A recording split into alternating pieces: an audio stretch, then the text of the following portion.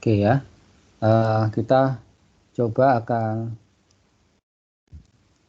membahas ya kan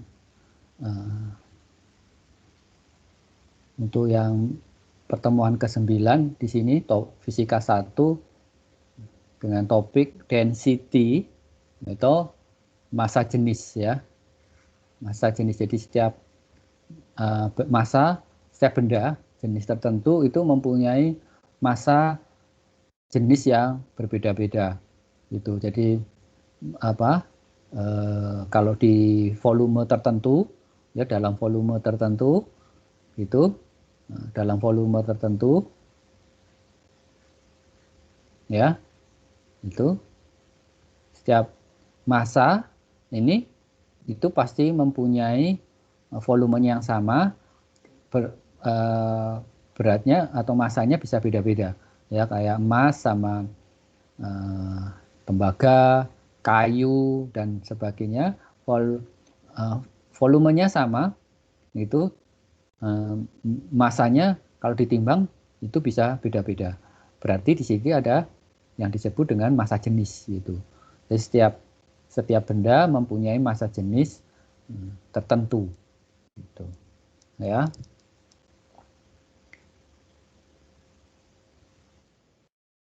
Jadi di sini density itu didefinisikan sebagai massa ya, per unit dari suatu volume. Atau density atau R di sini dirumuskan sebagai massa dibagi volumenya. Ya.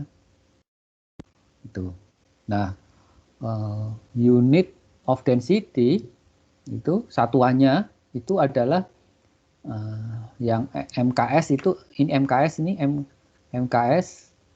nah itu adalah kilogram per meter ya, cube ya, atau kilogram per meter pangkat 3 ya, cube. Kalau yang CGS ya, CGS ya, itu adalah gram per centimeter cube atau gram per centimeter kubik pangkat 3 ya. Itu. Jadi satuan internasional itu SI, itu satuan internasional ada 2, itu MKS untuk density kilogram per meter pangkat 3, dan yang CGS yang kecil itu gram per centimeter pangkat 3 ya. Nah, di sini kita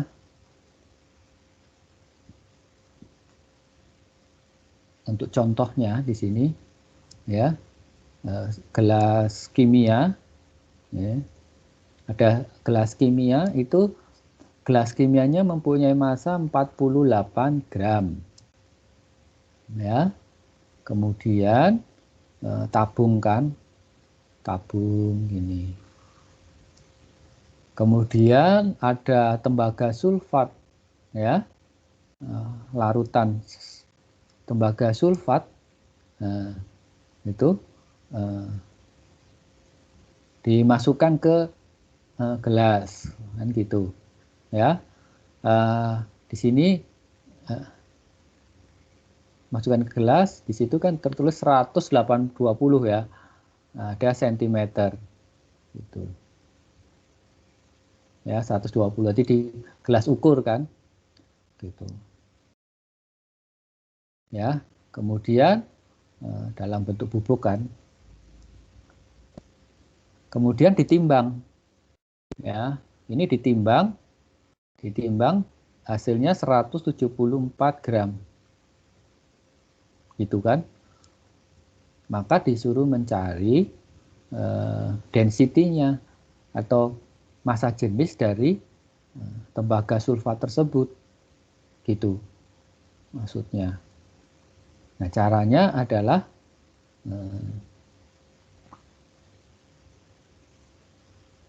kita cari massa tembaga sulfatnya, massa massa dari tembaga sulfat, larutan dari tembaga sulfat itu adalah pengurangan totalnya 174 dikurangi dengan gelasnya. Gelasnya kan 48 gelas kimianya, jadi 126 gram gitu. Sehingga density-nya dari tembaga sulfat itu kan massa dibagi volume. Jadi 126 dibagi 100, volumenya 120. Ya. Jadi density-nya adalah dari tembaga sulfat itu adalah ini 1,05 gram per centimeter cube atau kubik atau pangkat 3 itu bacanya. Oke. Lalu kasus dinamis di sini untuk tugasnya ya. Carilah rumus efektif massa total dari tembaga sulfat bila mempunyai volume sekitar 120 cm kubik dengan kelipatan 1,5 pada nilai tempat puluhan. Ya, jadi di sini yang diminta itu kalau dilihat dari kasusnya itu ya ini misalkan gelas kimianya itu ini 120 gitu volumenya ya 120 cm kubik. Kemudian tembaga sulfatnya dimasukkan ke sini kan itu, tapi dia sekitar 120 dengan kelipatan 1,5 pada nilai tempat puluhan. Jadi di sini ya. Jadi bisa yang atas 135 ya. Itu yang bawah berarti 105 ya dan seterusnya ya. Betul kan? Kemudian ini di sini. Gitu. Jadi kalau saat berada di 120 maka massa totalnya berapa? Kan sudah diketahui ya. Itu massa totalnya di sini 174 gram. Ya kan? Itu 74 gram. Kalau ditimbangkan 174 gram. Nah, atau 74 gram. Nah, berarti kalau di 105 itu berapa? Tapi yang diminta adalah mencari rumus efektifnya loh. Yang tak pertama.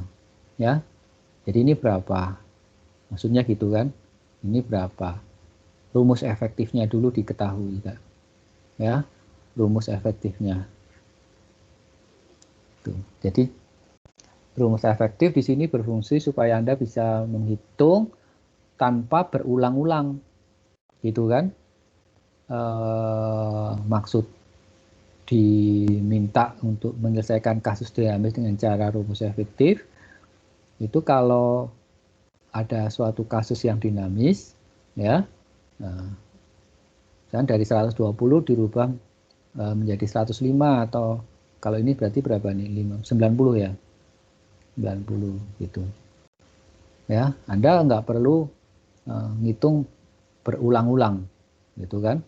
Kalau rumus efektif sudah diperoleh kan nggak perlu menghitung berulang-ulang ya, ngitungnya hanya selisihnya aja di sini gitu, nggak perlu ngitung dari 105 gitu, tapi selisihnya berapa ini tuh.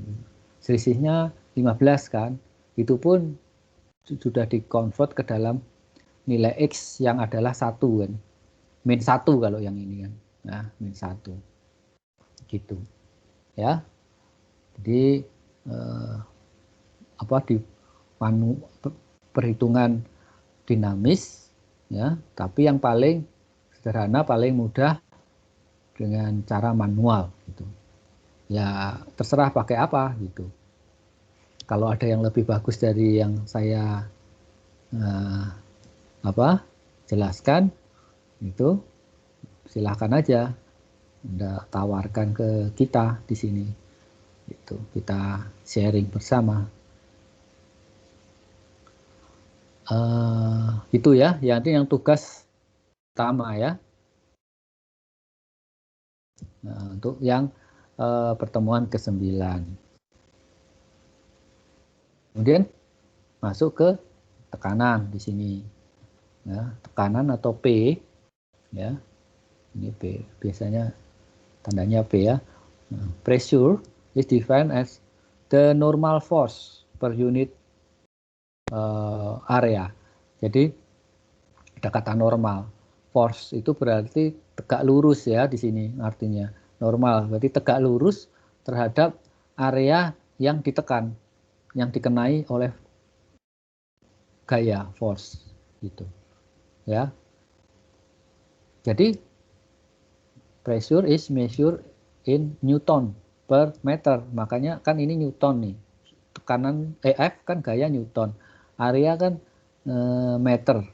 Kalau yang MKS kan meter persegi. Maka satuan tekanan ya itu satuannya adalah Newton per meter segi. Ya, ini. Ya. 1 Newton per meter persegi itu juga sama dengan 1 Pascal. Jadi 1 Newton per meter 1 Pascal. Gitu. Ya. Tuh. Atau juga bisa bukan satuan internasional, tapi sering kali dipakai ya, satuan Newton per sentimeter persegi. Karena meter persegi mungkin terlalu besar, ya meter pada kasus-kasus tertentu meter persegi ini diganti menjadi sentimeter persegi. Tapi ini bukan satuan bukan satuan MKS, bukan satuan CGS ya. Ya, satuan Newton per sentimeter persegi gitu. Ya.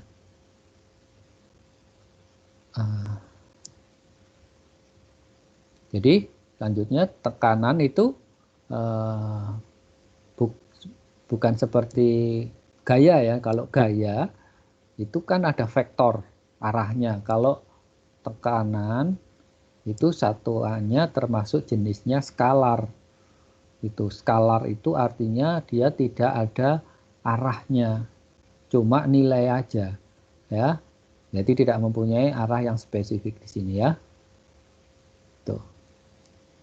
Sama seperti energi ya. Energi kan skalar. Massa, massa juga skalar kan, bukan vektor gitu loh maksudnya. Oke, sekarang untuk latihan di sini ya. Misalkan ada koin ya, mau dicetak itu koin ya, mau di step dicetak di dalam cetakan kosong ya, yang sudah disiapkan disknya. Nah, tuh. Kemudian diameternya ya dari disk yang kosong tadi itu diameternya 2,2 cm. Nah, di sini tekanannya pada disk tadi yaitu selama ditekan stepping ya, itu adalah 2,8 kali 10 pangkat 5 ya, bukan minus 5 ya. Ya. Jadi ada yang minus 5 ya di 10 pangkat 5 ya. 2,8 kali 10 pangkat 5 ya. Pascal gitu. Maka disuruh mencari itu gaya ya, besarnya gaya yang menekan tadi disk tadi ya, disk kosong tadi. Berapa sih gayanya? Gitu. Maka kita untuk menjawab kita cari dulu luasan koinnya. Luasan koin itu kan pi R kuadrat. Pi R kuadrat. Pi kalikan R kuadrat gitu kan.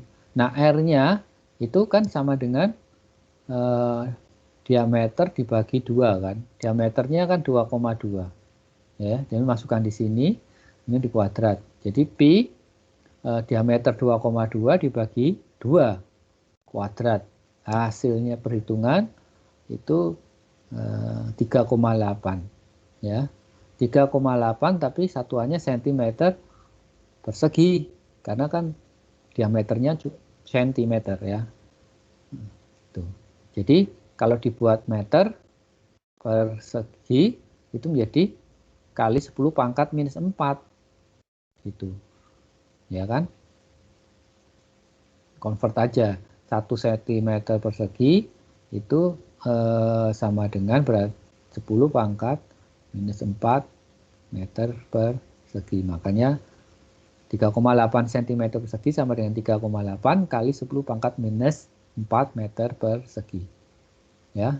Maka pressure atau tekanan itu yang adalah force dibagi luas area, maka force-nya ya, gayanya adalah tekanannya dikali areanya, luas area. Nah, tekanannya kan sudah diketahui di sini. Tekanannya di atas tekanannya itu adalah sekian gitu. 2,8 kali 10 pangkat 5 Pascal. Ya toh? Tekanannya dikalikan terhadap ini areanya ya, yang bekerja di koin tersebut areanya 3,8 kali 10 pangkat minus 4. Hasilnya adalah force tadi ya, untuk gaya itu adalah 106 Newton gitu. Ya, yang mau ditanyakan enggak? 106 Newton. Ya, maka untuk tugas dinamis ini yang pertama tugas dinamis ya. Di sini nomor 2 ya, setelah tadi nomor 1 sudah. Jadi carilah rumus efektif gaya yang dibutuhkan dalam pembuatan koin. Ya, apabila diameter disk kosong yang digunakan itu sekitar 2,2 cm. Berarti disknya yang berubah nih. Kalau disknya bisa berubah-ubah dengan kelipatan 1,5 pada nilai tempat 1/10. Jadi diameter disknya itu bisa berubah-ubah, maksudnya kan ada mata uang itu kan macam-macam disknya dari itu. Jadi dari 2,2 bisa menjadi lebih kecil. Kalau lebih kecil berarti dikurangi 1,5. Berarti berapa ini? 2, kalau ini 2,2 berarti yang kecil itu 2, kurangi 1,5 kan 0,5 itu ya. Kalau salah dikoreksi. Itu ya. Kalau yang besar berarti ditambah 1,5 jadi 2,35 itu diameter disknya ya. Diameter disknya. Gitu. Maksudnya gitu pertanyaannya. Dan tekanan pada disk selama penekanan adalah tetap ya. Di sini 2,8 kali 10 pangkat 5 Pascal. Kemudian Anda disuruh mencari rumus efektif gayanya yang dibutuhkan, kemudian buat tabel hasil, bandingkan dengan perhitungan Excel. Itu ya. Lalu rasio bedanya berapa? Yang ketiga ini carilah rumus efektif gaya, berarti sama ya. Rumus efektif gaya yang dibutuhkan dalam pembuatan koin apabila diameter kosong yang digunakan sekarang diameternya konstan 2,2, jadi sama, koinnya nggak berubah-ubah, dan tekanan pada disk selama penekanan. Nah, ini yang alat yang untuk menekan tadi itu ternyata bisa berubah ya sekitar 2,8, nanti yang ditanyakan ya. Kali 10 pangkat 5 ya, bukan minus 5. 10 pangkat 5 Pascal ya, dengan kelipatan 2 pada nilai tempat sepersepuluhan. Nah, di sini kan sepersepuluhan gitu. Jadi yang atas itu kalau yang ini 2,8 berarti yang 2,8 berarti yang atas itu 3 ya, 3,0. Berarti yang bawah 2,6. Betul ya. Ini semua kali 10 pangkat 5 Pascal. Gitu kan? Maksudnya dari soal ini dan gitu. Anda buat tabel hasil dan bandingkan dengan perhitungan Excel serta rasio bedanya berapa. Gitu. Dia mau ditanyakan enggak? Oke, thank you. Berarti udah.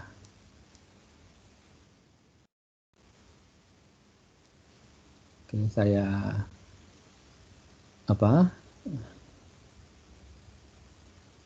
stop record.